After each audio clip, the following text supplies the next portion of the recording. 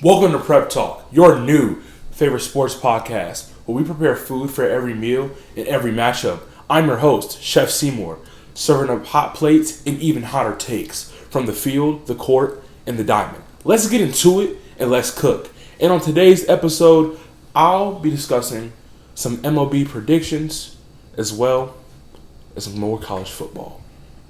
And in preparation for today's episode, I thought of some more foods that you can enjoy while watching a sporting event. And the food that came to mind was nachos. So let's get into it.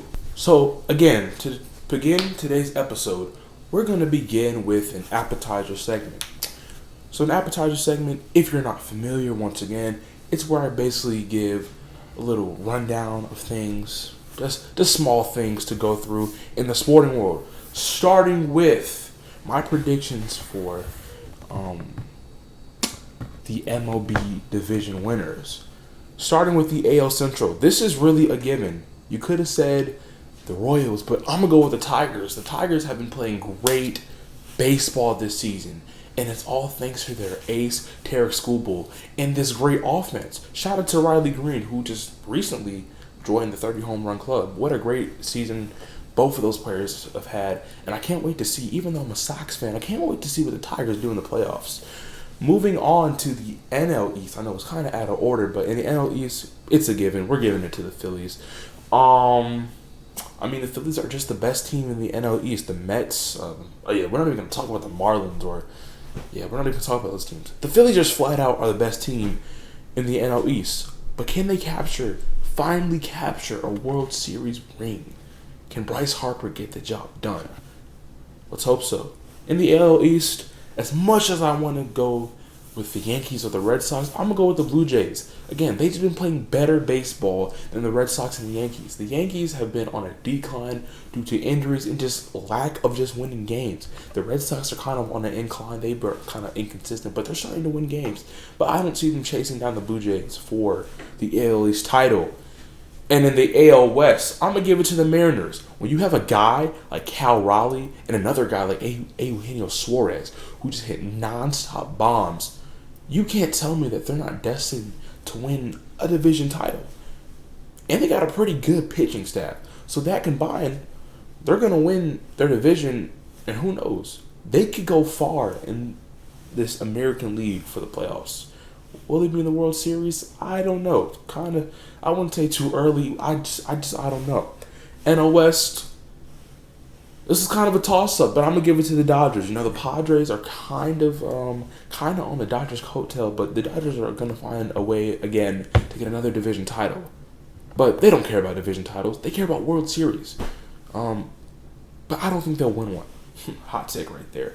And last but not least, the NL Central Division winners will be the Milwaukee Brewers. I can already hear the Cubs fans boo! It is what it is. If you haven't noticed, the Brewers are the best team in baseball. They've been playing the best type of baseball as of late.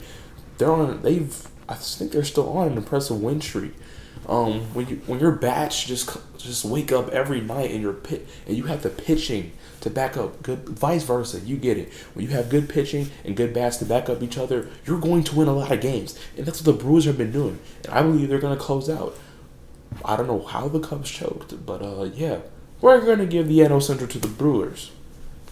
And now for some predictions for Week 1 of this college football season. I'm gonna give quick predictions. Sorry, and then the games I don't mention will be in our entree or our main course segment of the show. Starting off with Thursday's game, we have Boise State against the USF Bulls. And in this game, I'm not going to lie, I love an upset. So I'm going to take USF. They're at home. Home field advantage is always a good thing to have. And Boise State, again, they're coming off a tremendous, I'm not even going to say successful, a tremendous season where Ashton Jeanty was at the forefront. Can we see a different Boise State team than what they were last year? How can they find their identity post Ashton Jeanty era? But we're not we're not here to talk about why boy. We're not here to dissect Boise State. Not necessarily, but like I said, I'm taking USF. USF has a young man at quarterback by the name of Byron Brown, who just scratched the surface last year of being something big. I, like many other people, think Byron Brown will have a great year this year. And it's going to start here against a ranked opponent at home in Raymond James Stadium in Tampa. No other better place than to put your name on the map against a ranked opponent. So give me USF. Let's see. Friday's game. We got Western Illinois versus the Illinois Fighting Illini. Give me Illinois, like that was ever an option. A Saturday game, we have Indiana versus Old Dominion. Give me Indiana. Penn State versus Nevada. Give me Penn State. Give me Georgia against Marshall.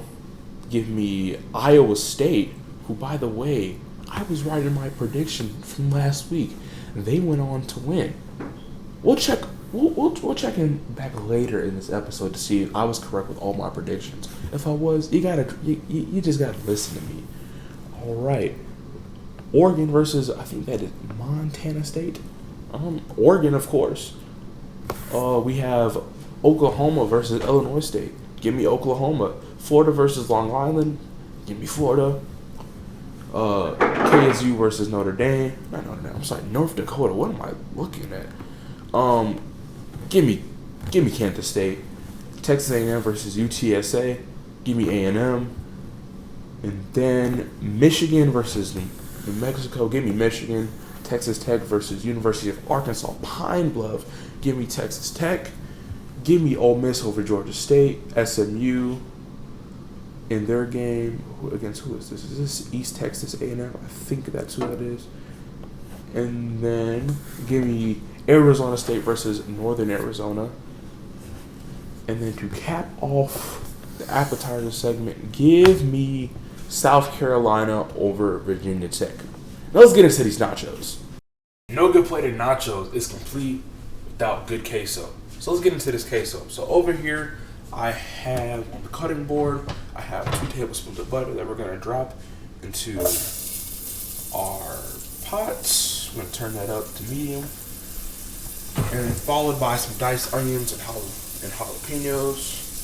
So what I did was I took a quarter of an onion, chopped that up, and then chopped up a whole jalapeno. And we're going to add that in to just saute with the butter, let it get soft a little bit. Because making a queso is a long process. And we're going to find that out in this video. Let's get that in there. Let me get a spatula. Let's go with a spatula, why not?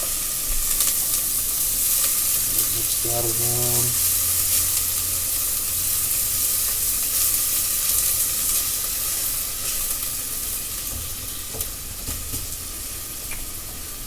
Next, I'm going to show you how to make a roux. To make a roux is quite simple. All you need is some flour and some butter. Our butter's already in there, cooking up with our vegetables. So what I have here, I'm going to take a quarter cup of flour.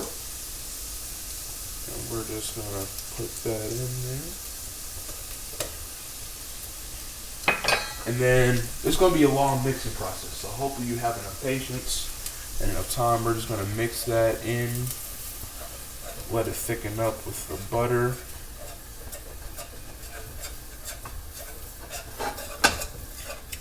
You want to make sure you mix so you don't get any clumping. You do not want any flour clumps. You kind of want it to be a little bit of a paste, but also have a little wetness to it. So don't let it clump up. Don't let it dry up too fast.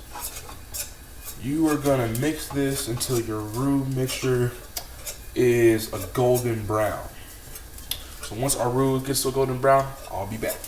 So now that our roux is a golden brown, what I'm going to do is I'm going to slowly stir in some milk and some heavy cream, like so.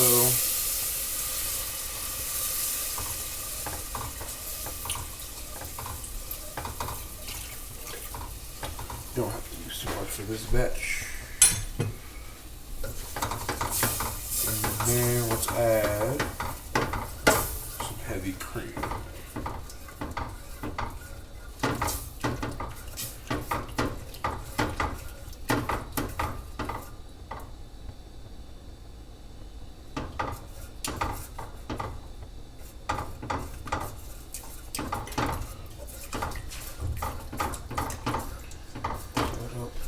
We'll add a little bit of milk to loosen it up. And then in addition to that, I'm going to add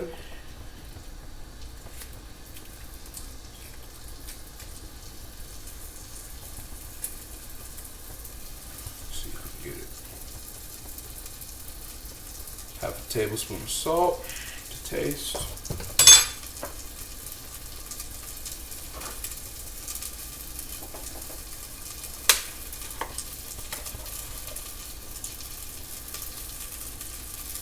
As well as a half a tablespoon of pepper to taste. And then we're gonna go in with a tablespoon of chili powder.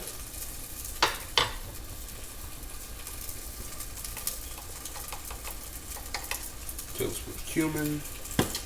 And lastly, a tablespoon of paprika to give it a little bit of a smoky taste. Mix that up, and then you'll start to notice your base is going to get a little bit thick, which is perfect. So we're going to mix that in until everything is combined.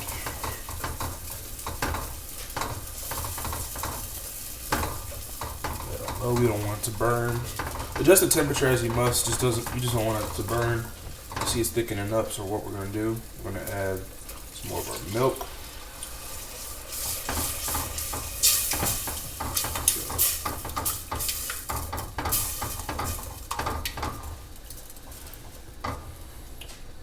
And then the next step will be to add our cheese. Now we have our shredded cheese. We're just gonna add in there. So what I have here is a combination of cheddar and Monterey Jack. Make sure all that cheese gets in there. And then on low heat, we're just gonna stir this in. Make sure everything is combined.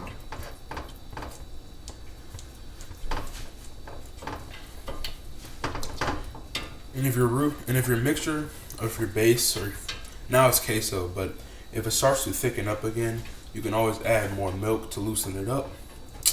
Problem with that. Keep stirring that till everything is combined, and then let that simmer for the rest of the cooking time so it's hot when you're ready to serve. Now, let's get into our main course segment. So, of course, no good plated nachos is served without a protein. So my protein of choice today will be chicken, but we're gonna add a little twist to it at the end, so stay tuned.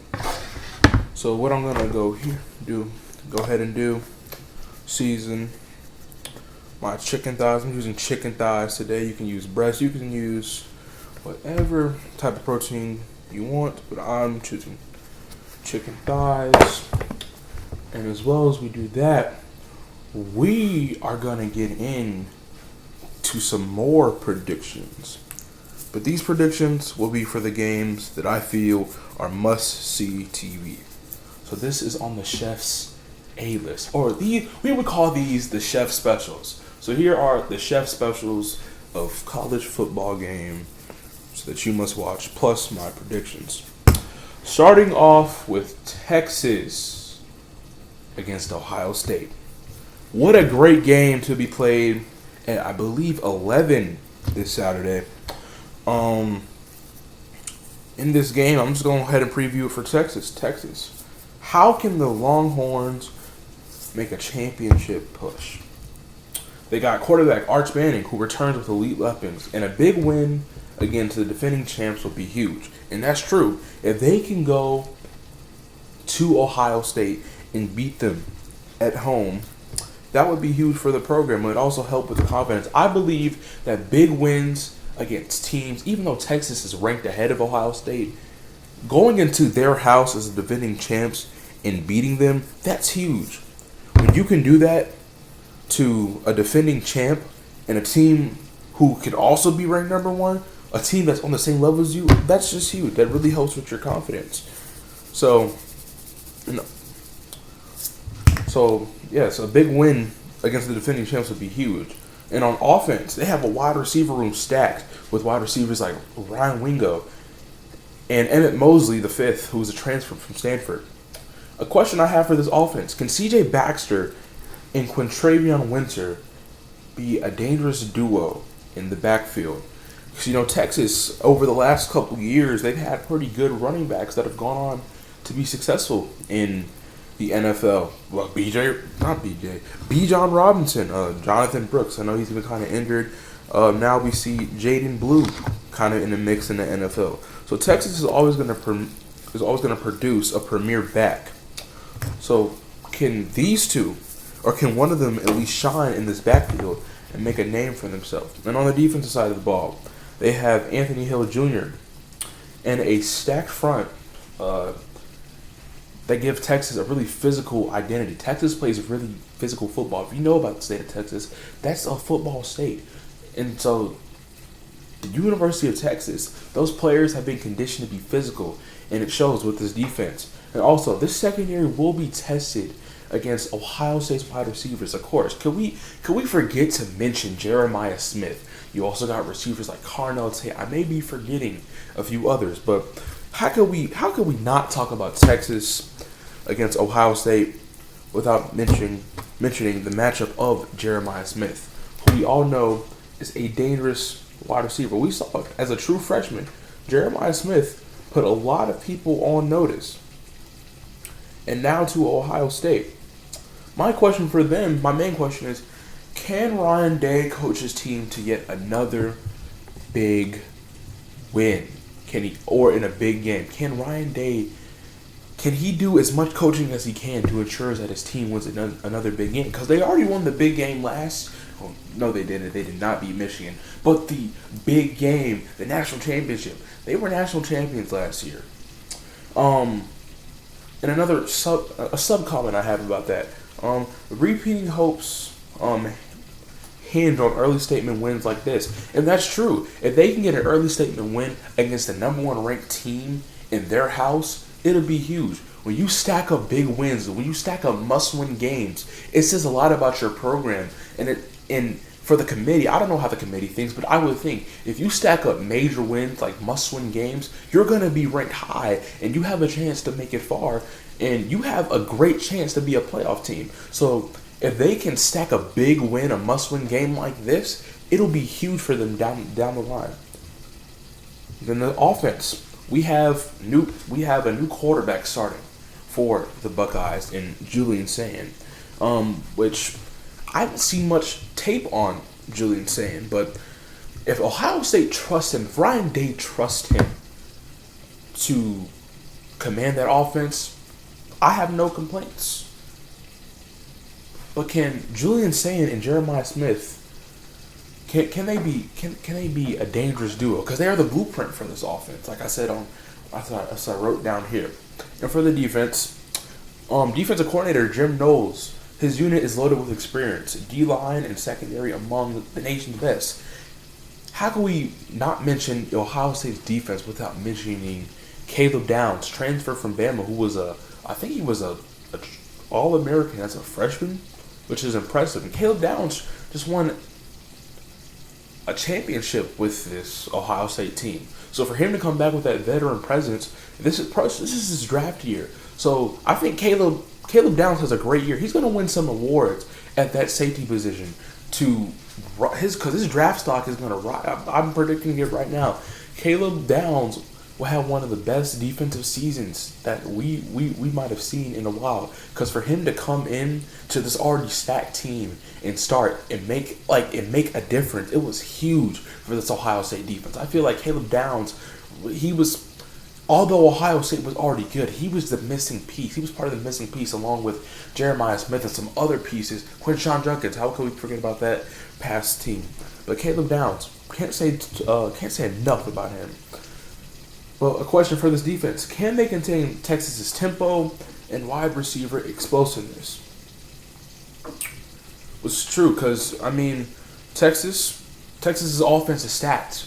Arch Manning has big expectations on him, and not only him, but the offense as a whole. Can he connect with Ryan Wingo and Emmett Mosley and all the other receivers in the backs, everybody that they have on offense? Because I believe once Texas gets going, there's no stopping them.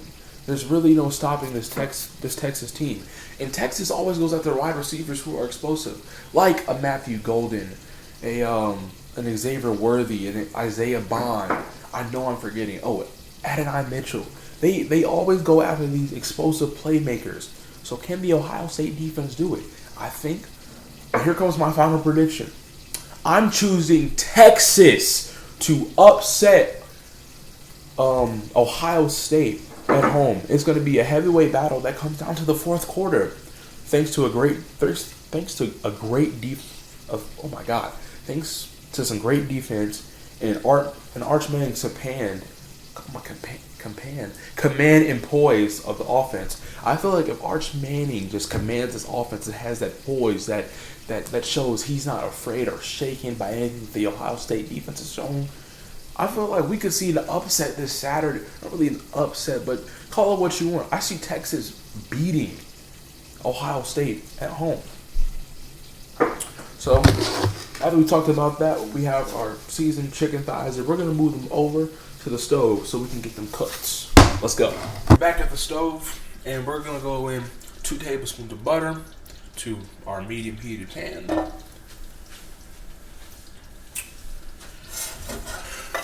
Go around, kind of coat the pan, because we do not want this chicken to stick, because there's a lot of seasoning, and we do not want it to stick. So as that butter begins to melt, I'm going to speed it up a little bit. Spatula.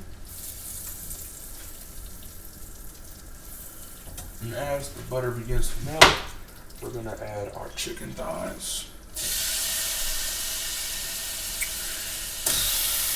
And we are going to let those cook for about 3 to 4 minutes each side. Make sure to get a little brown color on them, because eventually we're going to shred them up. Because, yeah, chicken nachos are best served when the chicken is shredded. So, turn up the heat a little bit, speed up the process. We're going to let the side of the chicken brown, and we'll be back in 3 to 4 minutes. And we're back. It's been 3 to 4 minutes. Flip. Just look at that perfect golden brown color right there. Looks nice. And then we're going to let that cook for another 3 to 4 minutes, and then we'll be back in with some chicken broth. So we can start the shredding process. Let's go. Now that it's been about 3 minutes, I'm going to reduce the heat, and we are going to go in with a half cup of chicken broth.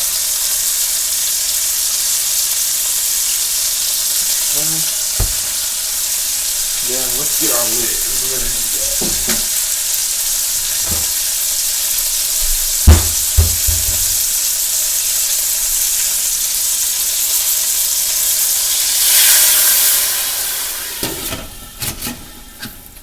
And then we're gonna let that simmer, boil, whatever you want to call it, for about 10 minutes. And then once that's done, we'll be back. Let's get into these chips. We making these chips homemade. Let's go. So while we prepare our chips, we're gonna get back to the chef specialist. Next game that I think that you must watch is Syracuse versus Tennessee. We're going to start with Syracuse. So starting with Syracuse, my question for them is, how can the Orange continue the success of last season? If you don't know, Syracuse actually was a really decent team. You know, they weren't bad. They weren't the best, but I'm sure they surprised a lot of people thanks to Kyle McCord, who I wasn't the bigger believer in, but again, hey, Kyle McCord proved me wrong, like a bunch of other people. They're in year 2 under Coach Fran Brown, who has good energy and just has a spark for recruiting.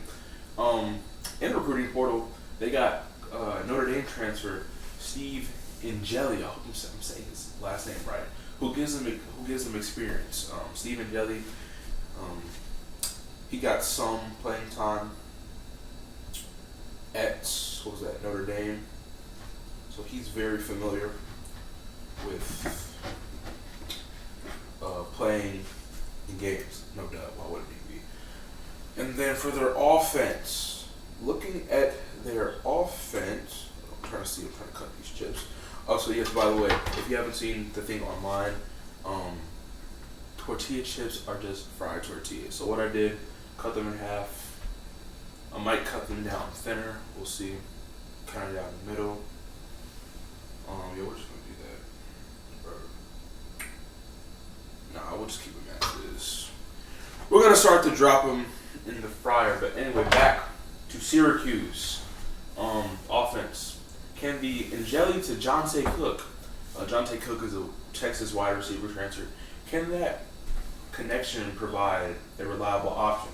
And also, their run game needs consistency behind this rebuilt O-line. Because through the transfer portal and through some guys they already had in-house, Syracuse rebuilt this O-line. And they held up towards the end of the season because I believe they finished overall 10-3, which isn't bad at all in standards of being in the ACC. Sadly, Syracuse did not go to the ACC championship because this year. That's another thing on the table for them. Their defense, new faces on this defense. Can they make an impact on the defense, and can they handle Tennessee's pace and offense? Now for the Volunteers, can the Vols make a playoff push?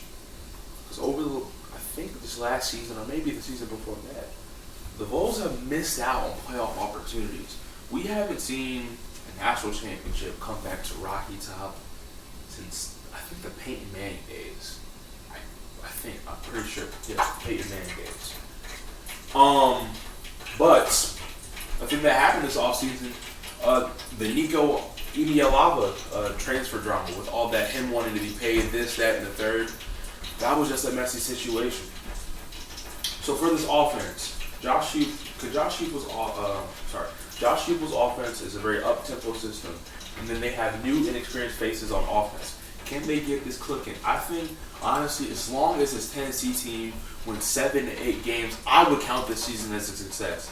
Because with all this offseason drama that went down with the amount of players that went to the draft, the transfer portal, this, that, and the third, as long as Tennessee is not having a losing record and winning 7 to 8 games, I would count this season as a success. But anyway, to their defense, all starters are returning guys that are familiar with the Tennessee defense.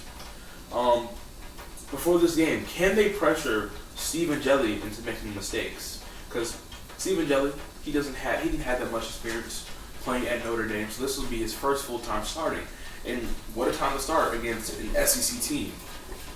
So can this Volunteers defense pressure him into making mistakes? But for my final prediction, give me Syracuse to upset Tennessee in a hard-fought, gritty win that comes down to the team who executes the most. In my opinion, that will be the Syracuse Orange. Moving on to Alabama versus Florida State. Alabama. Can Kalen DeBoer keep the Tide contending at a contending level in year 2 in the post-Saban era? They ended the season on a low note, losing that bowl game to Michigan. Seems like Michigan just has their number in the postseason. As a Bama fan myself, but they lost key pieces to the draft, but they've rebuilt this team for success. Alabama's always going to rebuild their team and have their team shaped and built for success. Look at these chips. They're pretty great so far. I'm going to try to hold one up to the camera so you guys can see. Making tortilla chips is not that hard. I believe these are done. So we're going to let these rest off to the side to have this prediction. But for the offense, their wide receiver room was retooled with young talent and transfer help. Of course, you got another great true freshman last year who's returning as a sophomore, and Ryan Williams. And then they went out and got Isaiah Horton, and they still got Jeremy Bernard, a whole bunch of other wide receivers that they got, either in recruiting or in the transfer portal. This running back stable is deep and is led by Jan Miller, who's projected to come back by Saturday. Because if you don't know, Jan Miller was dealing with, I think it was a collarbone injury. So if he can come back this Saturday, that would be huge. And then Ty Simpson was recently named the commander-in-chief, the quarterback of this offense, which would be great for Simpson. Obviously, Kalen DeBoer and many other people on the Alabama staff, maybe even the offensive player, they believe in Ty Simpson. Will Ty Simpson have a Heisman type of season? I don't know. Maybe he does, maybe he doesn't. But they gave him the keys to this offense, and they obviously trust him. Defense. Alabama's defense is still loaded with impact players, but can they stay strong in must-win games? Not necessarily this is a must-win game, but they gotta win. Of course, they want to win every game. But I say this because during last season, the defense and really a combination of the offense too, they would crumble when they needed to be strong. Because when you go against, they lost to Tennessee. Offense crumbled, the defense crumbled. But I think this defense is going to be leaned upon a little bit more as Ty Simpson is getting used to being a starter. So this defense is going to be relied upon to get a lot of stops, to get a lot of pressure. This defense is going to be relied upon heavily. So can they stay strong down the line in these must-win games in this heavily contested SEC? I sure hope so as an Alabama fan. But for the Seminoles of Florida State, can the Seminoles erase the stain of last season? If you don't know, last season was ugly for the Seminoles. I believe last season didn't go how they pictured it to go. They were coming off a great season. They were robbed of a playoff spot. And just to go from that to just having a terrible season, not fun. Coach Mike Norvell has reloaded this offense with the portal and recruiting, and can quarterback transfer Thomas Castellanos, who, by the way, came from a conference or division, whatever you want to call it. He came from an ACC rival in Boston College, and he looks to help change the narrative of last season and push Florida State back to a successful season. In this offense, they have a wide receiver room that was really retooled in the portal. When I looked at the depth chart, mostly every receiver that was starting or at least going to get good minutes came from the transfer portal. To mention some, they got Score White from Tennessee and Deuce Robinson from USC. So this offense is really retooled. I believe Mike Norvell, his thinking process had to be, okay, who are the guys that I can get to help change the narrative of this program? Now, granted, it was one bad season, but Florida State, they weren't satisfied with what happened. So it was a smart move on Coach Norvell's part to go after as many good guys, impact guys, keys guys as he can to rebuild this program back to the top and potentially compete for an ACC championship. On offense, Roydell Williams, a running back transfer from Bama, who they got a season ago. He leads his backfield, and he looks to improve from last season. Because last season, Roydell Williams did not have the prettiest season. And at Bama, he had his flashes. So he has the potential to be a very good leading back.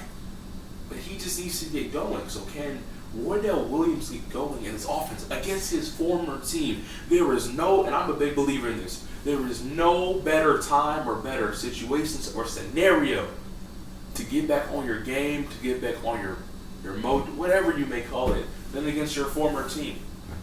And for this defense, can they stand their ground against a top-tier opponent?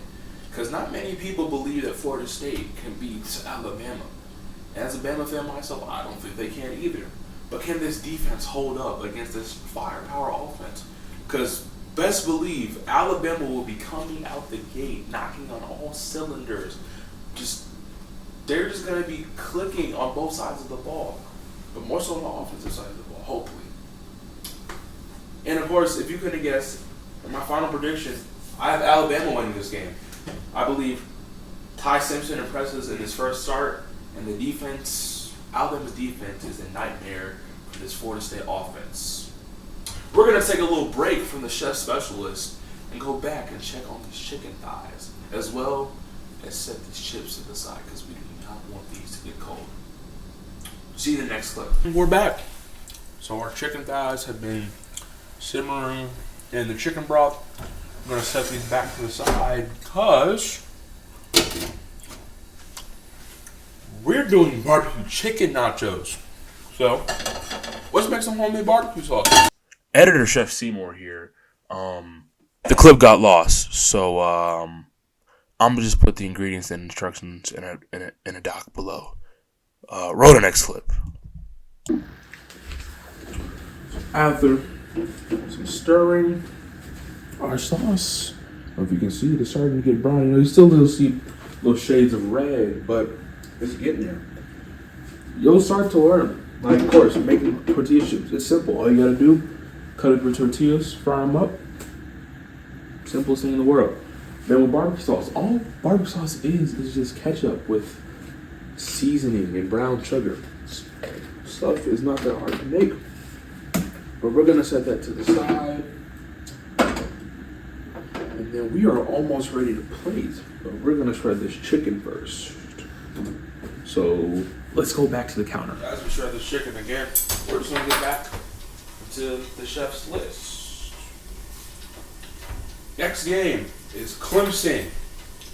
This is LSU. Starting off with Clemson. Can Dabo Swinney get the Tigers back to the top? Because like I said in the previous episode, once upon a time, Clemson ruled or was among some of the best in the world of college football, but they've fallen short in recent years. And also, I think Cade Klubnik, he returned to quarterback with a vengeance. Okay, Cade Klubnik is going to break the hearts of many ACC fans, whatever you opposing ACC fans, SEC fans, whatever you mean. He's just going to break the heart of many opposing fans. Okay?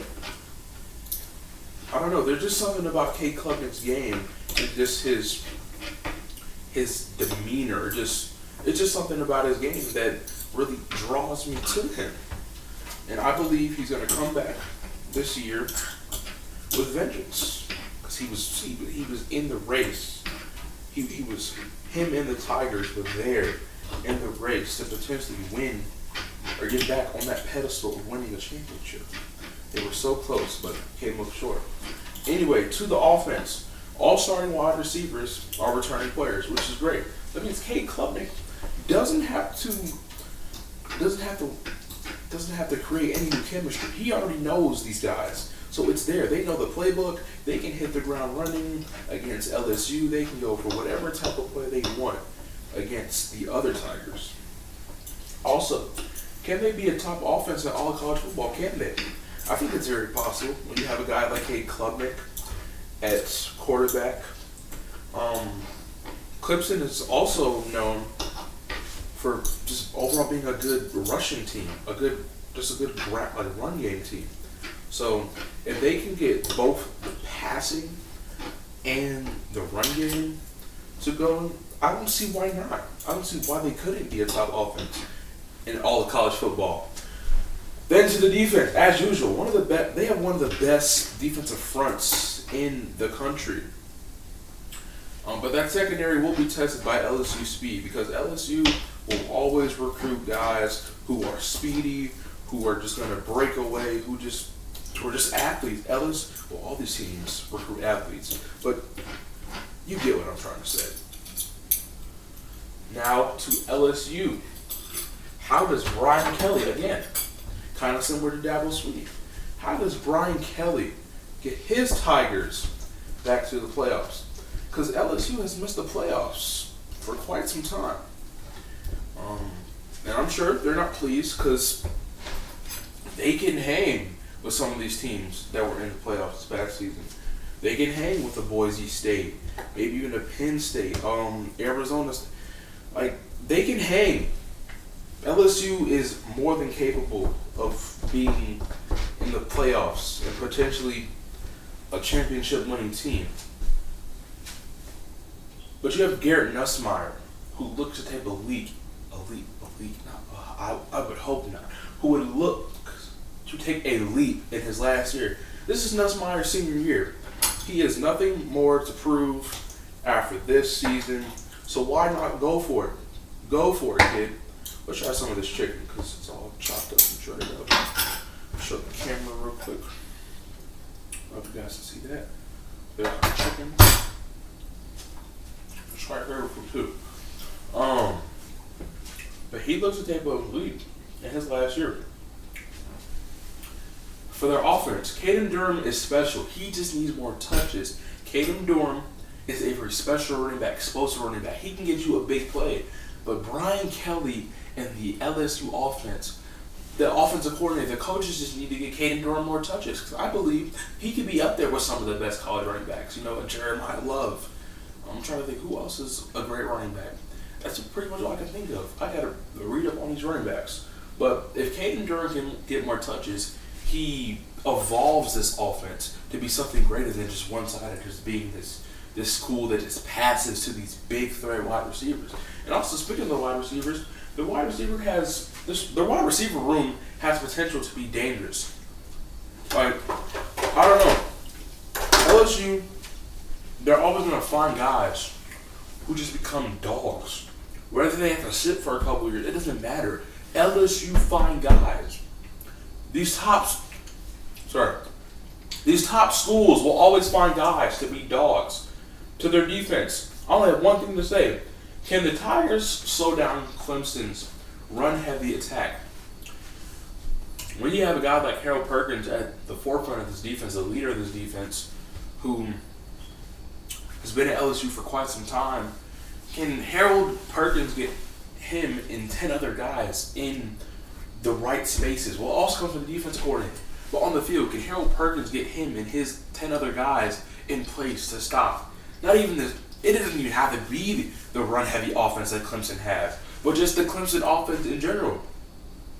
Because leading into my final prediction, I'm going to give the win to Clemson. I think Klubnik puts his name into the Heisman candidacy. It's going to be a back-and-forth game, but I think Garrett Nussmeier just folds in a late-game situation. So not only do the LSU Tigers defense have to slow down Clemson's run attack, but they got to worry about the passing game too.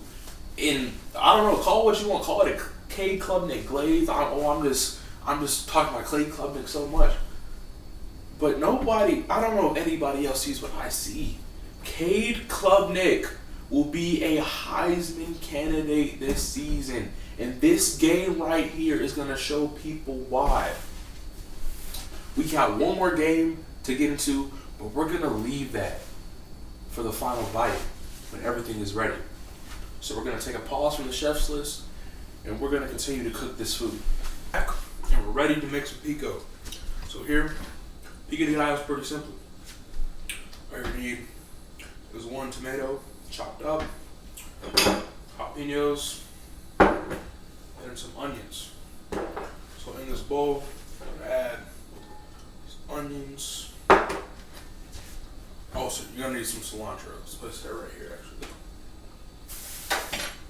I'm going to add half of this because we're going to use the other half for our guac.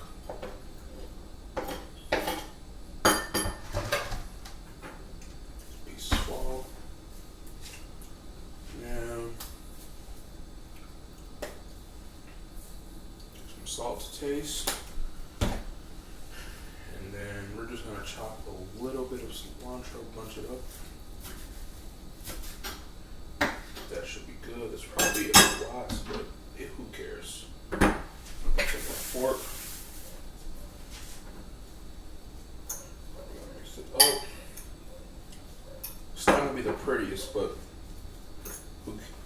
like I say, who cares? Who cares how this is going to turn out? Because this is just for me. And maybe even for you guys. It's not the prettiest presentation. But yeah, pico de gallo. It's pretty simple. One of my goals for this for this podcast to show you that cooking is quite simple and that you can do while you've been talking about things like sports or whatever else. But as I continue to mix it, presentation gets a little bit better. But there it is. And now for this guac. Got one avocado that we washed beforehand. Forgot to take off the sticker though. Just gonna go in like this.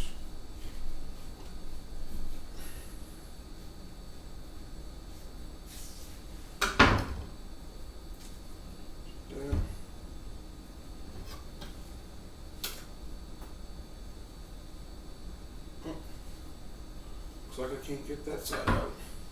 I'll leave that side of the avocado out. Try to take off some of the skin. To the side, put it with scraps.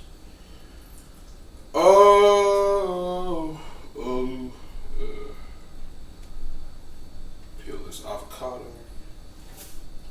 And then we're just gonna chop this.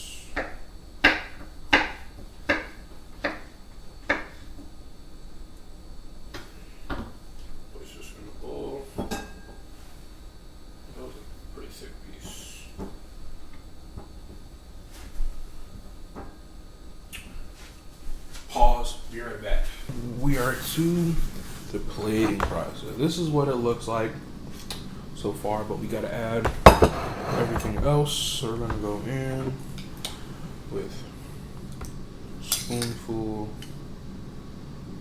of pico, followed by some guac.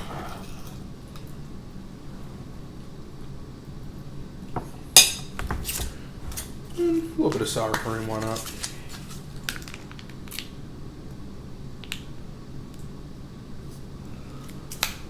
I'm gonna get this shot, and then we'll taste, get the last team.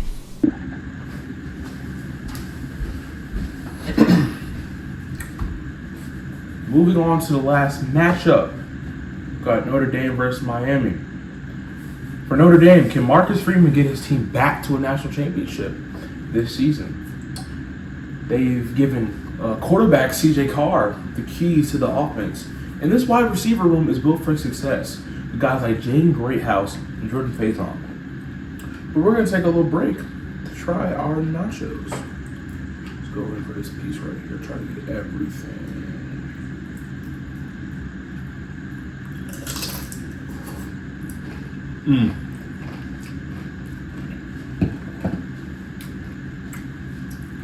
Those some good nachos. Moving on to offense.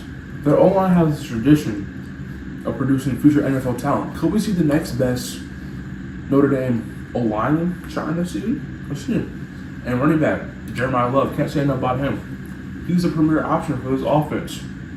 And for the defense, their secondary remains a strength for them.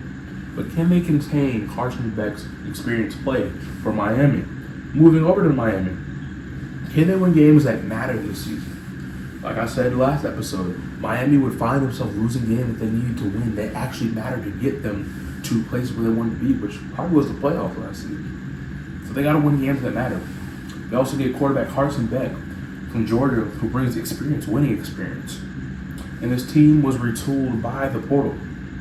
This offense is explosive, and they have a spread-based passing attack, which perfect for Carson Beck's play style. Because Carson Beck is going to air it out. Let him throw it up. Receiver better come down with it.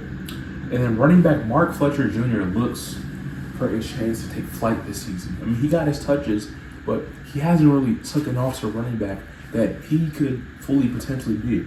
And this defense is led by Ruben Maine Jr., who I believe is a linebacker. So he's going to be vocal with his defense. And the secondary depth will be tested against the Irish's offensive efficiency. Because if you know about those wide receivers, Jaden Greathouse and Jordan Faison, those guys love to snag balls. Pause. So this secondary will be tested by the dynamic that this Notre Dame offense is. Final prediction. Notre Dame will win this game. I believe C.J. Carr excels in his debut, and Notre Dame's defense went out in a tough battle against Miami's big play offense. And there you have it. There is episode 2 of Prep Talk with your boy, Chef Seymour. If you made it this far into the video, I appreciate you. Even if you didn't, I still appreciate you. Make sure you guys stay tuned for the next episode. As you see, we did a lot more cooking, and that's how it's going to be. As these episodes progress, we'll be more efficient with production and whatnot. But peace out.